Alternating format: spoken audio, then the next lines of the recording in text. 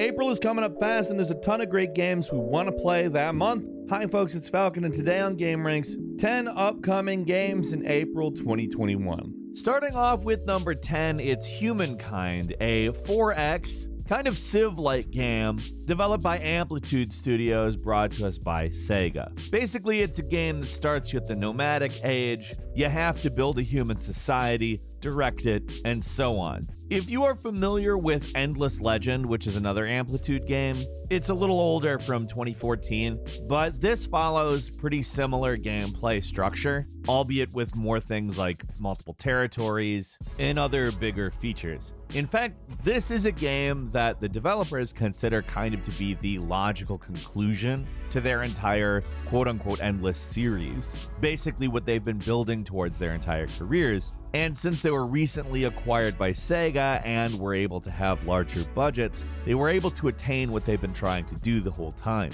according to them at least. That is of course cool, and I really hope that it lives up to that. It is a very cool looking game, and I look forward to playing it when it hits PC and Stadia on April 22nd.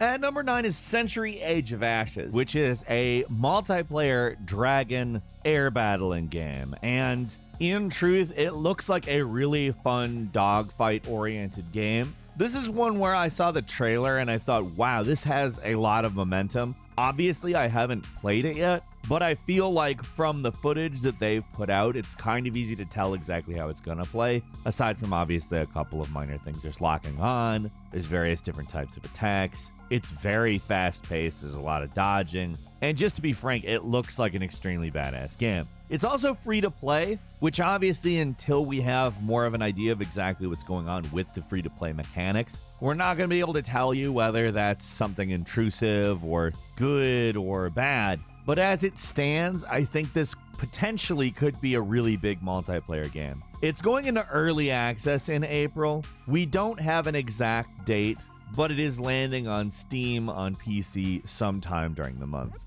At number 8 is Oddworld Soulstorm, which is something I've been looking forward to for quite a while. It is a reimagining of Oddworld Abe's Exodus, which is the direct sequel to the original Oddworld Abe's Odyssey. So it does make me happy. They're not particularly changing up the formula, which is definitely a good thing. We'll probably see some of the inserts like we did in New and Tasty, the remake of the original game. However, they're taking more liberties with the story than they did with the original, and they're calling it a bigger version of Abe's Exodus. Now, this is, like I said, something I'm particularly interested in. I really enjoy the Oddworld games. My favorites are probably the originals, though, Exodus and Odyssey specifically. So Soulstorm could potentially be a much more interesting title than even the New and Tasty remake of Odyssey specifically. This is just one of those 90s platformers that I just think is fantastic. I played the hell out of Oddworld way back when and when the remake came out, so I'm really looking forward to this. It's landing on PC, PS4, and PS5 on April 6th. At number 7 is Star Wars Republic Commando. Basically a tactical FPS set in the Star Wars universe. It's a much grittier, much darker attempt at telling a story during the Clone Wars era of the Star Wars timeline, and it works out really good. This is a game that probably is easy to forget because it's on such an early system. It's developed for the Xbox, and to be frank, considering how old it is, it still looks pretty good. Where a lot of games don't really age great, this one for me actually manages some pretty good nostalgia and is pleasant to look at. It's kind of in some ways Rainbow Six Star Wars Edition, and I remember playing the absolute hell out of this game. When I heard this one was landing on the Switch, I was just like, oh my god, finally. Star Wars Republic Commando is a fantastic FPS on its own. In terms of a Star Wars game, it's way above, especially other Star Wars games from the era, because there was a time when there's just so many of these things, and a ton of them were trash. For me, the old Battlefronts and Republic Commando, pretty much the best Star Wars shooters, and I will absolutely be getting it for Switch when it comes out on the Nintendo platform as well as PS4 on April 6th. At number 6 is MotoGP 21, which is billed as the most authentic MotoGP experience out there. Obviously, the MotoGP series has continued to build through the years. Last year's was viewed by many as probably one of the best ones they've done, if not the best one, and they're obviously building on that experience here. This is a series that's known for physics and just being really accurate and even a little unforgiving. But it is also a series where the AI has gotten better through the years as well. I mean, in all honesty, after last year's, I'm ready to see another because they continue to get better and better. I mean, I'm going off of last year's version, but you're not going to have a difficult time understanding what you need to do. It's got a good career mode. Last year's multiplayer was quite good, as are the graphics in this series. So for me, the latest in this series is kind of a no-brainer. It's coming to a lot of platforms too, so you have no excuse not to play it if this is the type of game you like. It's coming to Windows, Nintendo Switch, PS4, PS5, Xbox One, Xbox Series X and S, and it's coming out on April 22nd. At number 5 is MLB The Show 21, a long-running series started way back in 2006 on the PlayStation 2. It's one that has done a lot of developing through the years. I think the more recent ones are a little bit better personally. It's one of those series that hasn't gotten major facelifts, but gradually developed through the years. And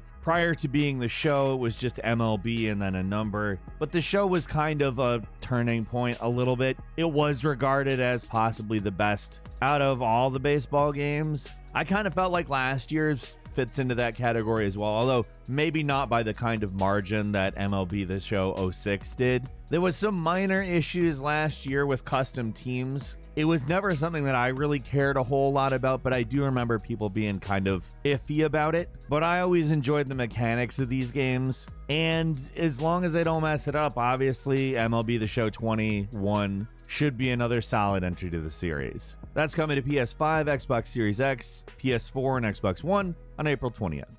At number 4 is new Pokemon Snap. This has been probably a long time coming in my opinion. I remember way back in the day when Pokemon Snap first came out on the Nintendo 64. I mean, we're talking way back in 1999. It was the first time Pokemon had ever been rendered in 3D, and honestly, it got some kind of undeserved criticism as a kind of nothing game. But although it's certainly not action-packed, it is an interesting title that sort of stands alone as a totally unique game.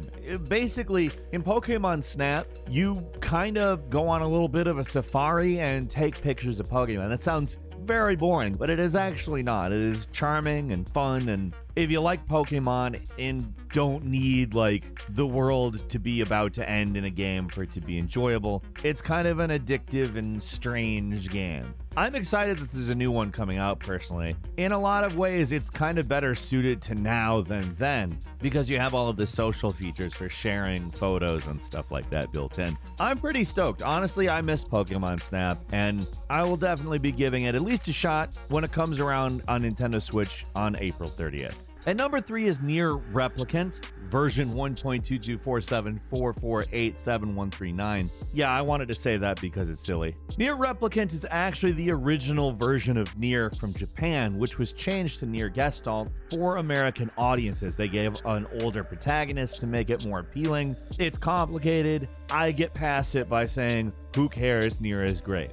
And it is great, and that's exactly why you should play it. Like, if you like NieR Automata, I would say that this game isn't as good, and that's partially because NieR Automata's gameplay is just significantly better. It's a Platinum game, and Platinum games are great, but NieR is a good game. It's got a good story, very solid gameplay. It's not as fast-paced as Automata. You'll probably see up a whole lot less skirts in it as well. I don't know if that's a pro or a con for you. I don't. It doesn't matter. It's certainly a good game that takes place in the same universe, same timeline, etc. I will definitely be playing NieR Replicant when it lands. It's been a while, and I love me some NieR. It's hitting PC, PS4, and Xbox One on April 23rd. At number 2 is Outriders, a cooperative role-playing third-person game that in some ways really comes off a lot like Gears of War, and that is by no coincidence. The developer People Can Fly was the developer on Gears of War Judgment. They were also the developer that brought us Bulletstorm, and what I like about this game is it really appears to kind of take the sum of their experience and combine it into one thing that adds a lot of RPG elements, classes, skill trees, etc., with what seems to possibly be a very interesting story, essentially following humanity attempting to colonize a planet where a massive energy storm hits and messes everything up, also gives the colonists superpowers. Some folks thought this was going to be a live service title, but People Can Fly explicitly said it is not. That's good, because honestly, I kind of want to see how it plays out as a traditional game. Outriders is hitting PC, PS4, PS5, Xbox One, Xbox Series X and S, and Stadia on April 1st.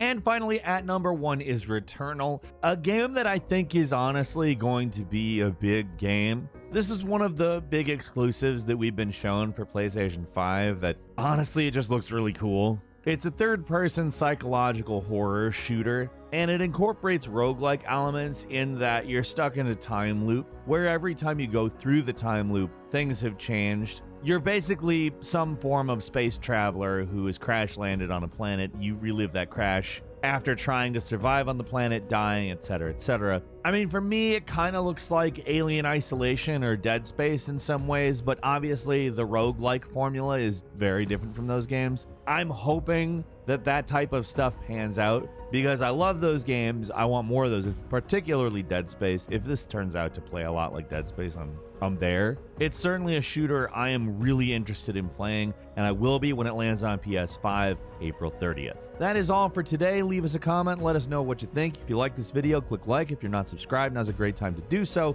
We upload brand new videos every day of the week. The best way to see them first is, of course, a subscription, so click subscribe. Don't forget to enable all notifications, and as always, we thank you very much for watching this video. I'm Falcon. You can follow me on Twitter @FalconTheHero. We'll see you next time right here on gameranx.